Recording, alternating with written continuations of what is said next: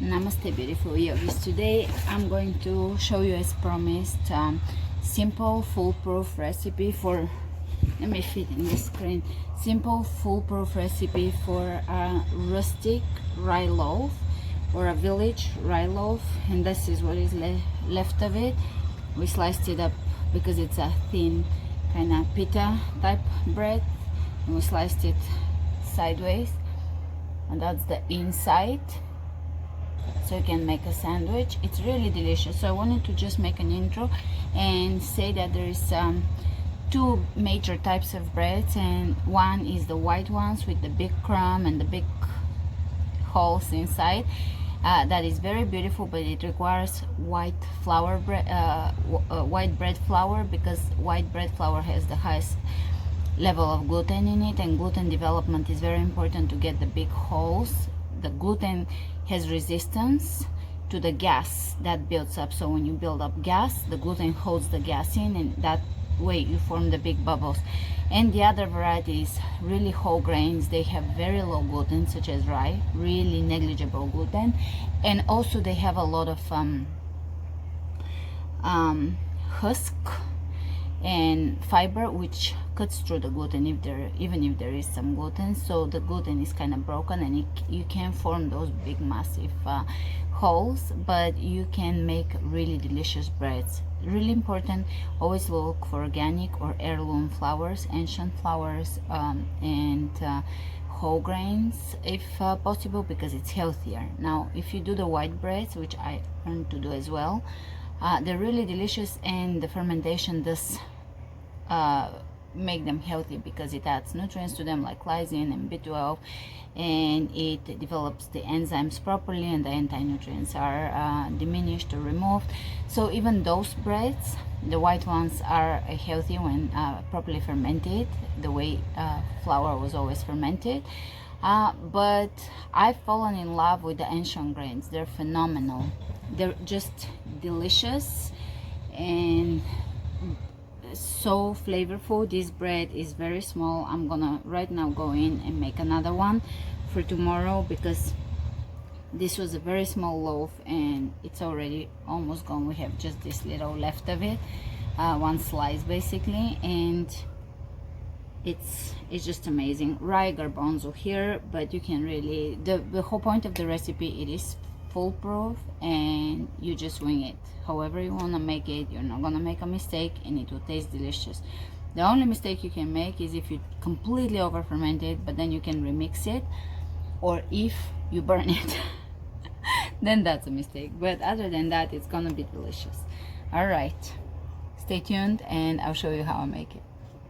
This is my starter I brought from Bulgaria with me, and it's really powerful. After feeding it 2 hours later, it becomes completely bubbly. When it has this many bubbles and it's doming on the top, doming meaning it's forming this shape on top, that means the gas is pushing up and it's on its way up. And by the time it doubles, or even better triples, it is good time to make bread. So I'll show you my foolproof, very basic whole grain recipe, usually 80% rye and a little bit of either garbanzo beans or spelt or something like that. You could do 100% rye. And because when I was in Bulgaria traveling, I didn't have a scale, didn't have any equipment, so I was just doing whatever I can to make some good bread or some delicious bread. So it may not be looking perfect and having big holes inside. The crumb was pretty even. The crumb is the holes inside. It was pretty good, but it basically was how to make bread with just using your intuition, without overcomplicating it and without worrying too much about timing and measurements and all of that. So I take this is stone ground whole grain rye flour, and I just pour a certain amount, whatever I think I will need for the next few days is bread. So I pour, this is probably 650 grams, so I pour a third of it. I'm showing you this with no measurement, just in case you want to just kind of make bread. So I pour just a certain amount of flour in here, and I'm just going to put a certain amount of starter. Here is the starter, and I'll just grab a spoon. It doesn't matter because it multiplies really fast, so you can just watch it growing and decide when it's fully fermented. And I'm just going to put a little bit of water. Again, I'm not going to measure the water, just putting a little bit of water, and I will put salt in that and mix it so it forms kind of like a wet mixture. And don't worry, I will add a little more flour later on, so I make it a little bit on the wet side, probably same amount of water to flour if I was to measure it. But I want to show you how to just do it by looking at it. If you want just to form a flatbread or just a basic bread, nothing fancy, but very delicious and whole grain, which is the most important part. Fully fermented, enzymatically converted, and it doesn't matter if it's gonna be too liquid or not very liquid, because you're gonna let it ferment. Now you just let it ferment for until it doubles, and almost like a starter. I'll add salt in a second, until it doubles or even more, and then we'll add a little more flour, whichever other flour you want to add to it, and we'll let it ferment for another hour to two, depending on your temperature. You don't want it to expand too much. Let it rise for a little bit, and then stick it in the fridge and bake it in the morning. And I'll show you how I shape it before I stick it in the fridge. So this is it. It's kind of the consistency of mud or ice cream. Kind of holds on to the spoon. It can be a little more liquid than that also, because as I said, we're gonna add one more step to it and just put a little more flour once this is done. And this obviously is going to be a very small bun, because look, it's already, you can see the size. There is a little more in there, but that's about it. It's not a big bread. So this is it. I'll let this ferment till tonight. Now it's about 4 in the afternoon, 4 o'clock. So about at 8 o'clock or so, depending on when I get home or when I'm home and I have time, I will add a little more flour, and if I need water, and I'll get it to a consistency I want it to be, which is about this consistency, and can be a little more wet. If it's a little more wet, you'll get a little more of a flat, kind of like a Persian bread, otherwise focaccia style. If it's a little less wet, you can get it into a bun. It doesn't matter, it will be delicious. And you place it in the fridge in baking paper, and you bake it in the morning. Very simple, very easy. And now I'll add the salt to it. Hold on.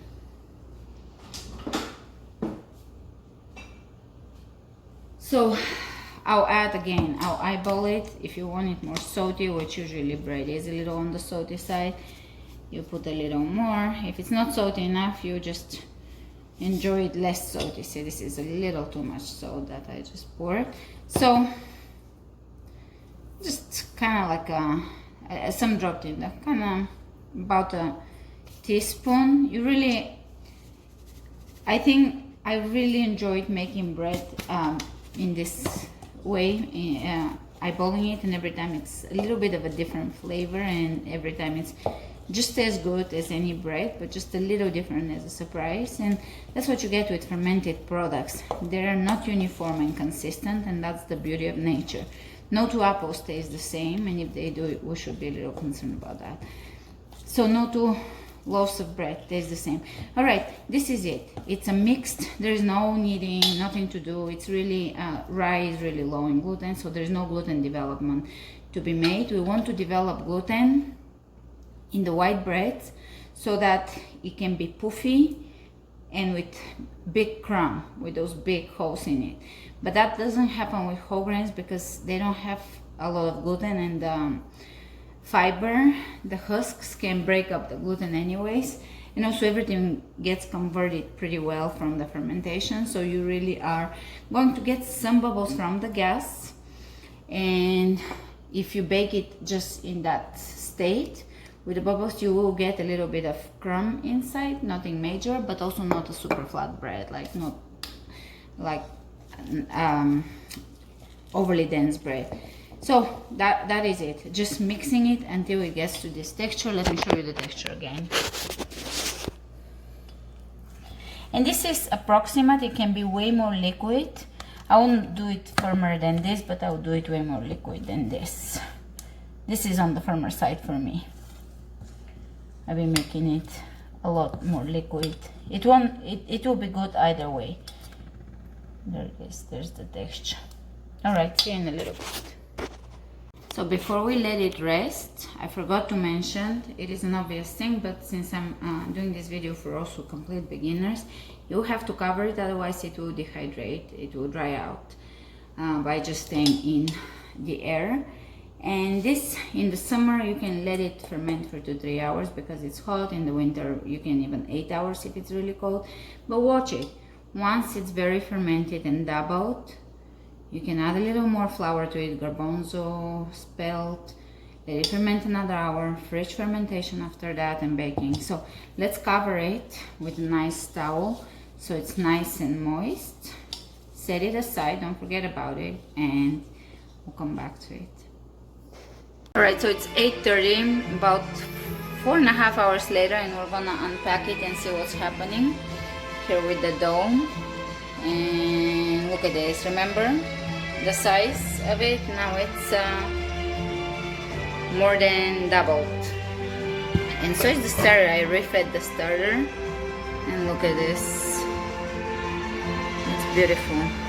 So now I'm gonna add just, I'll eyeball it again, some garbanzo bean flour. Here you can add spelt, corn, oatmeal.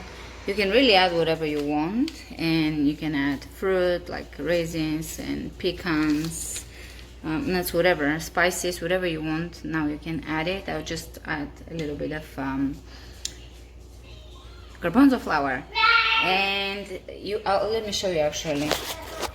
It's all puffed up, so this is full. At this point you could bake it, but I prefer to retard it overnight in the fridge, so to give it long fermentation. And let's add a little bit of garbanzo flour. I just adore the flavor of garbanzo, so I can eat it in everything, in cookies, in bread. It's just very delicious to me. But you can add anything. Spelt works really well here as well, and I'm gonna use this silicone spatula. I'll put about 3 of this. I'll make a small bread this time, and I'll actually add a little extra salt because I feel like I didn't add a lot. And you can do flavored salt with spices, fenugreek, savory, sage, and thyme. And I poured water, and I'll try to get it to a consistency that I like. If it's too liquid, it will be a softer bread actually, that won't go dry fast. And if it's drier, you can get more puff out of it, more rice, better crumb even, a little drier, but either way it will be delicious. So mixing it, and I will leave this after I mix it for about an hour. You can do it longer or shorter, but watch it, don't let it more than double, because then it's gonna collapse when you bake it. So you want it to rise just about 10% or so, and stick it in the fridge. So that can be anywhere from half an hour. I usually do 1 or 2 hours, depending on how much flour you add as well, and what type of flour. Here you could add a little extra rice, so the starter has something to eat. And here it is. It's mixed in. What I'm gonna do though is I'm gonna transfer it now in the baking paper. I'm gonna bake it in. So I'll be back in a second. I'll get my baking paper. So I grabbed a bowl the size that I think it will rise to, and some parchment paper, and I'm just gonna spoon it over in the parchment paper. Now is the time, as I said, if you want to add garlic or spices, herbs, sweet potatoes, anything you want to add, now is the time. And then transfer it and let it rise a little bit, so let it ferment in room temperature a little bit, and overnight in cold retardation. Retard it for the night, and that is called slow fermentation. Now let me show you the consistency it is. It's about the same consistency, a little more liquid than the first one, and I like that.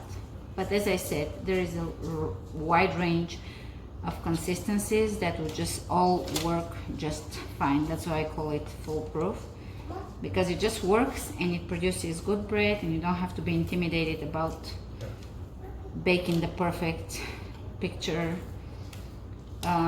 ready loaf. This is just gonna be delicious, and I find the whole grains to taste way better because they have more flavor than the white. There it is. So I'm spooning it in here. I'll try to show you how it looks when I put it in the fridge, but it will ideally rise just a little bit. And here it is.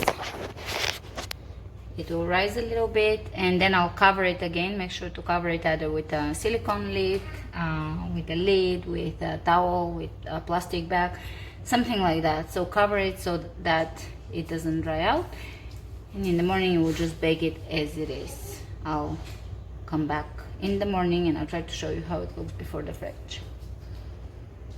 So ready to rest outside of the fridge for a little bit, and you can see how it looks, just for comparison, so that you can see how it looks before the fridge. It really has a wide range of times when you can put it in the fridge. You could put it now, in 1 hour, in 2 hours. You don't want it to get completely over fermented though.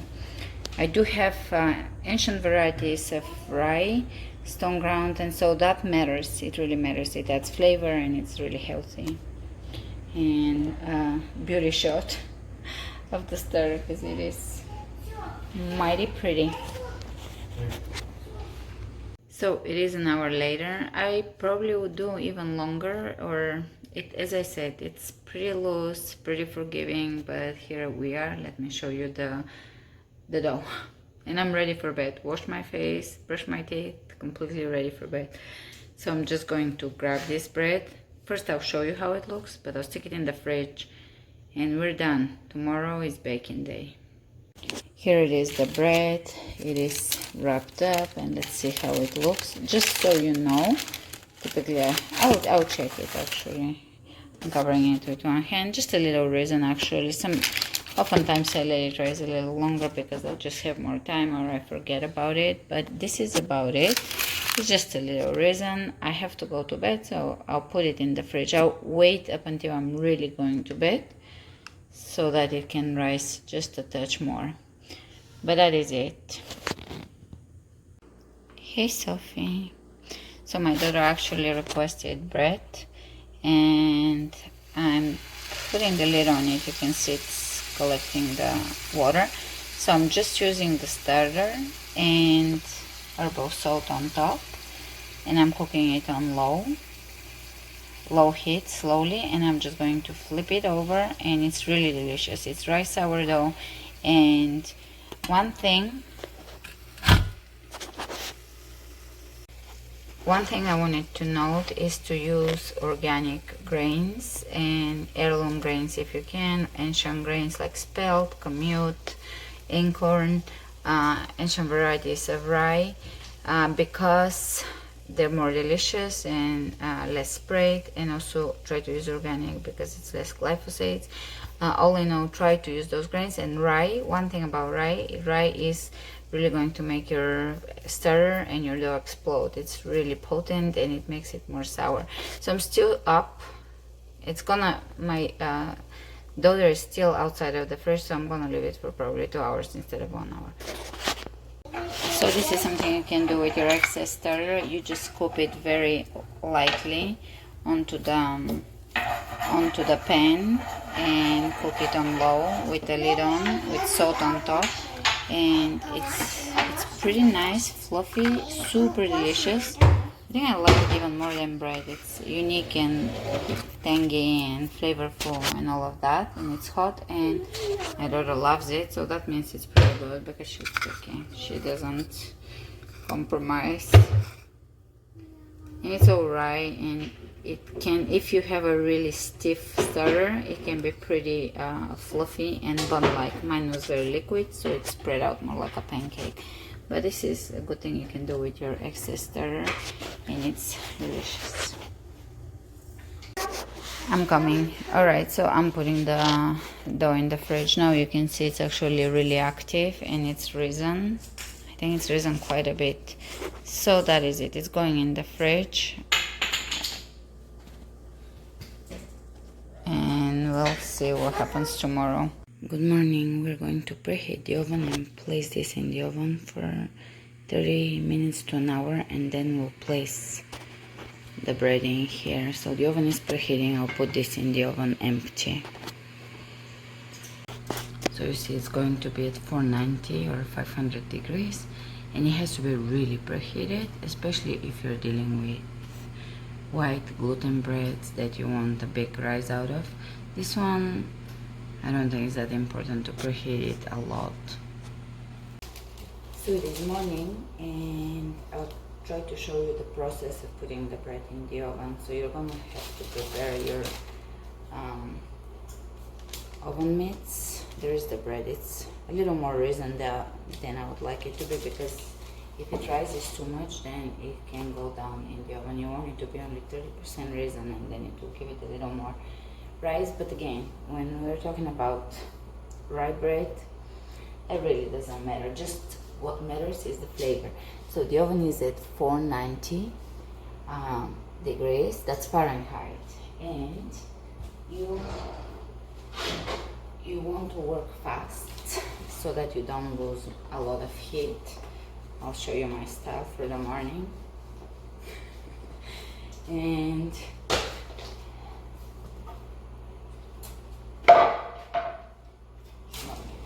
so much noise. Alright, let's go.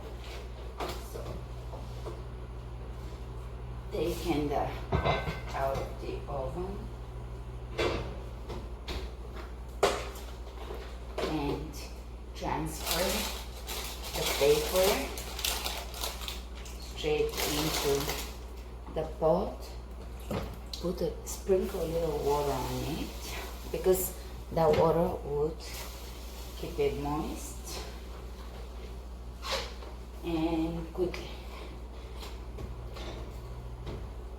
put it back inside the oven for 20 minutes, 15 to 20.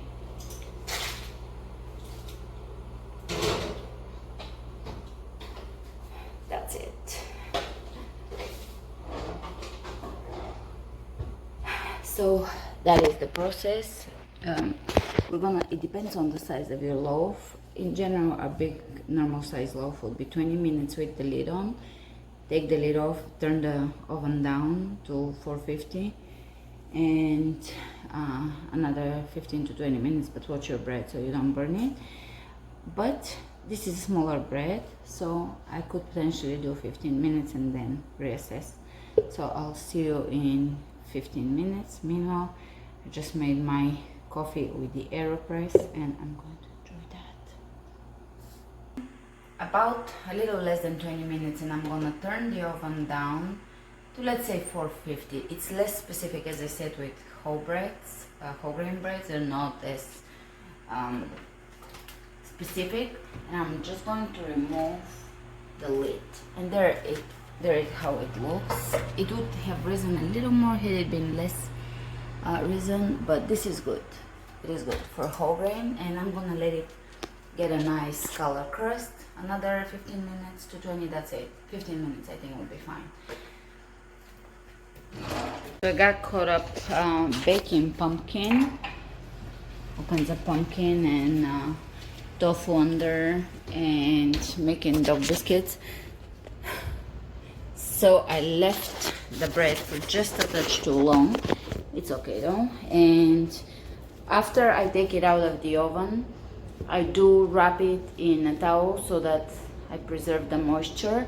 And if you bake it, it's better to bake it in glass or Pyrex or something thicker, so it doesn't dry out too much, because it can get real dry if you bake it in just a thin tin. But the water and the wrapping helps with that, and it's a little burnt, unfortunately. attached, and it's still warm, so I shouldn't open it up now, but I will, just to show you how it looks on the inside. It still has even crumb, it's not collapsed. It would have had a bigger crumb had I not over fermented it last night, had I put it in the fridge the first time I told you I'm putting it. But I like the fermented flavor. When I leave it a little longer, it develops a more sour, more fermented flavor, so I actually like that. So let's try it. Unfortunately, I left it 5 minutes too long. Jenny, come try my bread for the camera. I can put my shirt on. It's really good. Oh my god, it's delicious. And if you make the dough real thick, it will stay a little more like a bun. Otherwise, it stays more like a thick flat bread. Hold on. It's really good. It's delicious. I just love it. The whole grains are so ridiculous. It's dangerous to have it around. It's so good. And dogs love sourdough because it's so stinking. It has this fermented flavor. She's always hoping to get some. It's really good. It's rye garbanzo from the organic Bulgarian ancient rye, stone ground. So good. I mean, it doesn't look as good as it is. It looks okay, but it's so freaking delicious. Here it is. I like how even the crumb is every time. You don't get that mushy, collapsed, dense dough. It always has this even crumb. Now, if you want it to be more shaped like bread, I'm gonna have to use one of those small tins and bake it in those. I do like it in that shape, or I don't mind it, I should say. It's so freaking good. It doesn't taste burnt, but it could have definitely been a little less heaviness. I got caught up in the baby cutting the pumpkin and the whole thing. This thing is gonna be gone probably in an hour, so it's so good. I can easily start a new one now. Which I probably will. Alright, so thanks for watching. If you have any questions, let me know. It is such an easy process. I'm speaking with my mouth full. It is such an easy process that really you can't mess it up if it's, as you can tell, a little over baked, a little over fermented, less fermented. It just really doesn't matter. I like the over fermented part. It makes it a little less risen. If it's less fermented, it will be a little taller, but the flavor, please, that's what I'm after. It's so good, it's so complex, it's so delicious. All right, dog cookies now. Gotta make cookies for that lady. Pumpkin, chia, and some gluten-free flour. All right, talk to you soon. And this is the next morning. I started a new loaf, and it's some ancient varieties of wheat and rye. And I had some pumpkin, so I threw in some pumpkin and some sage in it, and I just broke it in half so you see the inside, but it's pretty. It's more of a pita focaccia type thing because it's smaller, less raisin breads, but they're delicious and easy to make, and that's a good way to start.